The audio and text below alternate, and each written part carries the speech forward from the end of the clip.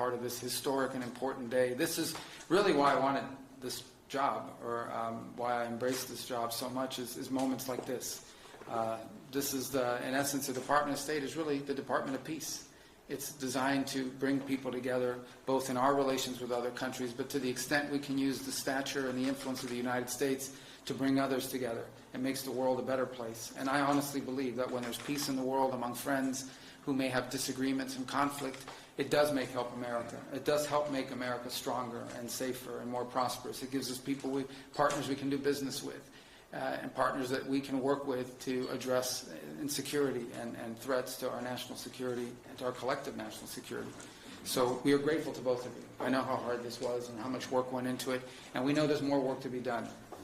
But we are grateful to have you here today. We're honored to be a part of this. We're excited to be a part of it. And again, I do want to thank everyone here in our Africa Bureau and at the Department of State. And once again, our superstar there, Mr. Bulos. What do you want to do next after you're done with this? Sudan. Yeah, very important. Actually, very, very important. And you're very involved in that as well. So what are you guys doing this week in Qatar? You guys want to work with us? We are grateful to all of you. Thank you. Thank you. Thank you, Mr. Secretary. I now turn to the Foreign Minister of Rwanda for remarks. Thank you. Secretary of State Marco Rubio, Minister Thérèse Kayikwamba Wagner, the Chairperson of the African Union Commission, Mahmoud Yusuf, Minister of State Mohamed Ali Ulaifi of Qatar, my colleague, Minister of Foreign Affairs of Togo, Robert Dussé, Senators, dear colleagues, good afternoon. Let me begin by expressing our sincere appreciation to President Donald Trump for his personal engagement in facilitating this historic agreement. We also extend our gratitude to the Secretary of State, Marco Rubio, our Special Advisor, Masad Boulos, and the entire State Department team. Your dedication has been indispensable. This agreement is the product of months of coordinated efforts by multiple actors. It is very important to note that the State of Qatar has played an absolutely central role. Indeed, the opening, which led to today's agreement, began in Doha. We will lend our full support in the weeks ahead to Qatar's mediation efforts, led by Minister of State Mohamed Al-Khulaifi, to secure a peace agreement between the DRC government and the AFC M23. This process is already well underway. Today's agreement also builds on the African-led peace initiatives, which are ably led by the African Union facilitator, President Faure Gnassingbé of Togo.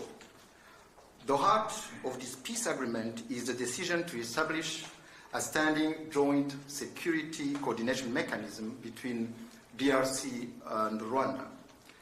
The first order of business is to begin implementing of the concept of operations for the neutralization of the FDLR, to be accompanied by a lifting of Rwanda's defensive measures. This is grounded in the commitment made here for an irreversible and verifiable end to state support for FDLR and associated militias. That is the bedrock of peace and security in our region. FDLR is no ordinary militia. It is the remnant of the forces which committed the genocide against the Tutsi in 1994, in which 1 million people were killed. With this agreement, we also committed to facilitate the return of refugees in our respective territories with the support of the UNHCR. Creating the conditions for the safe and dignified return of refugees is vital to achieve lasting peace. We also took to enhance economic cooperation, including with American companies and investors. Shared growth and cross-border cooperation will unlock tangible dividends for both our countries. We must acknowledge that there is a great deal of uncertainty in our region and beyond, because many previous agreements have not been implemented, and there is no doubt that the road ahead will not be easy. But with the continued support of the United States and other partners, we believe that a turning point has been reached. Rwanda stands ready to work with the DRC to deliver on our joint commitments. To conclude, allow me to once again express Rwanda's appreciation to all who have contributed to this milestone. Thank you.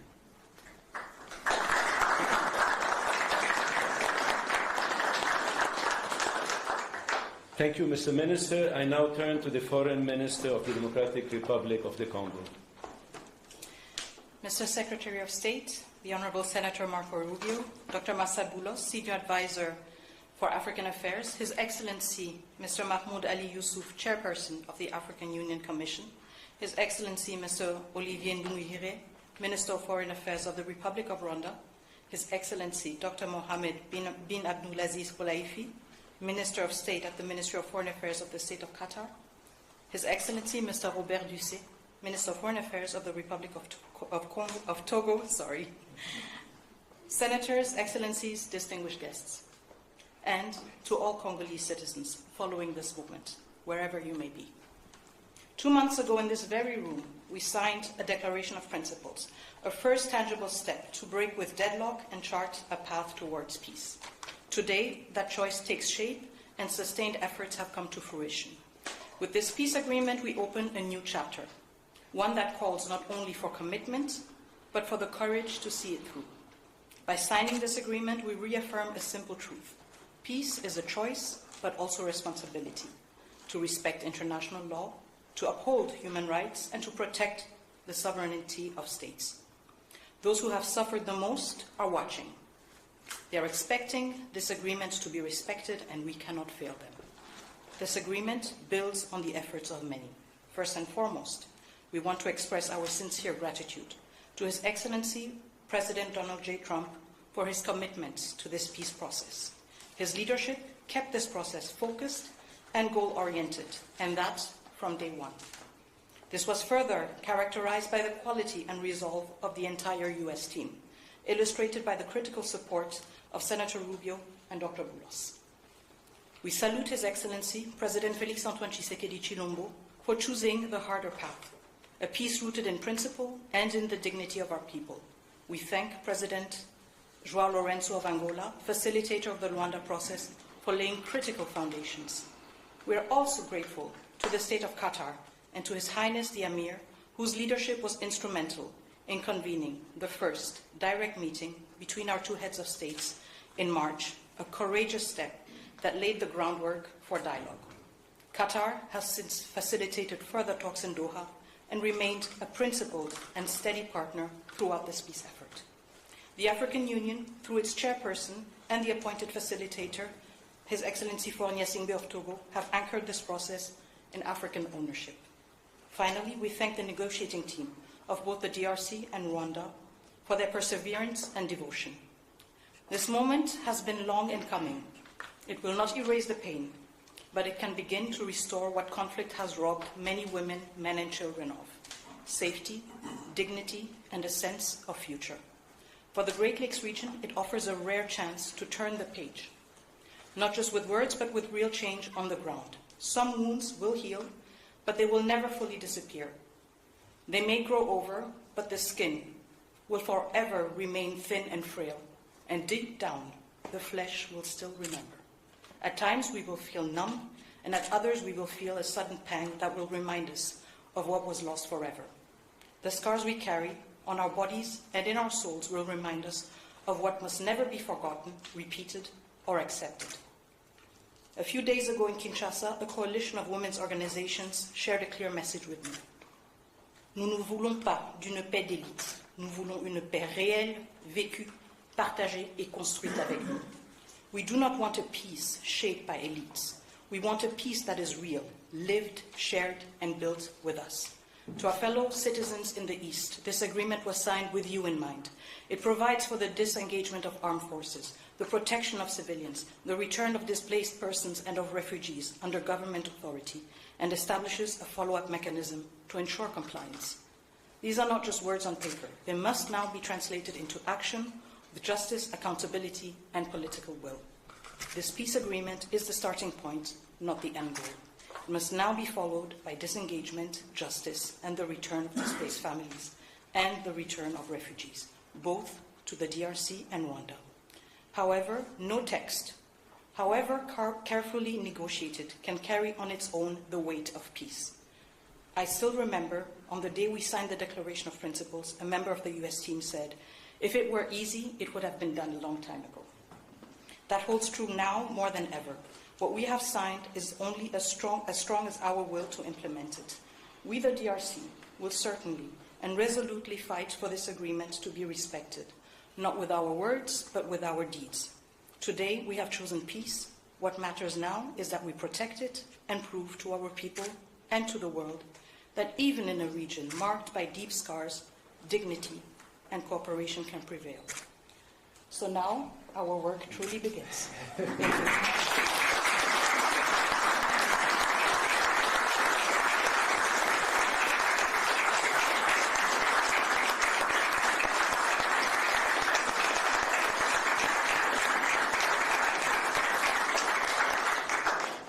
Thank you, Madam Minister. It's now my honor to invite the parties to sign the peace agreement to be witnessed by Secretary Rubio.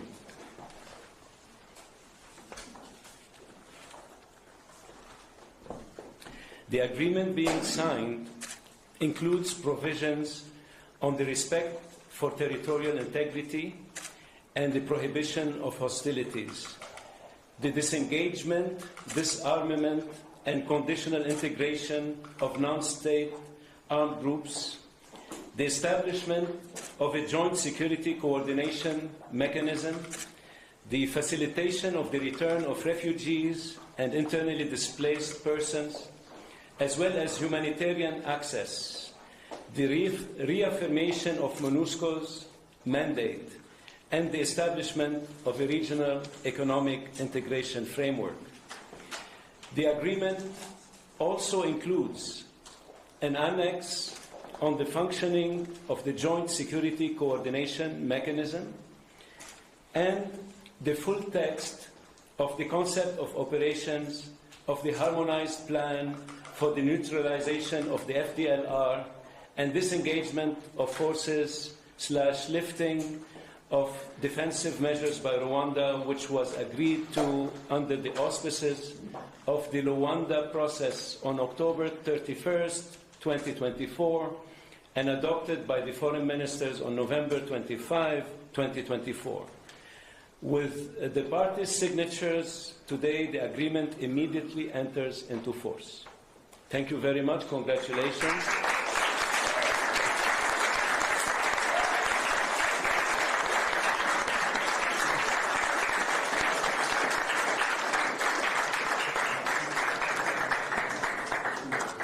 This concludes the proceedings.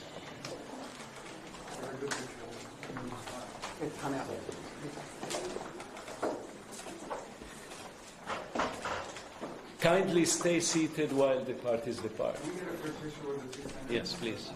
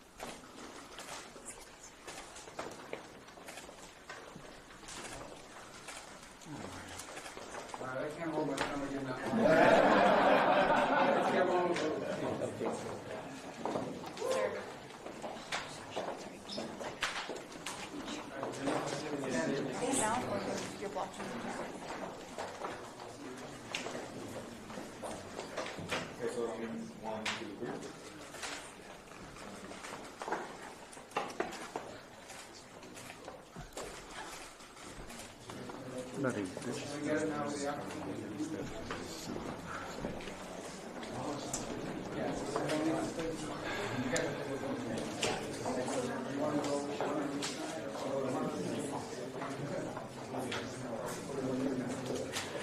I think we're fine. Are we off?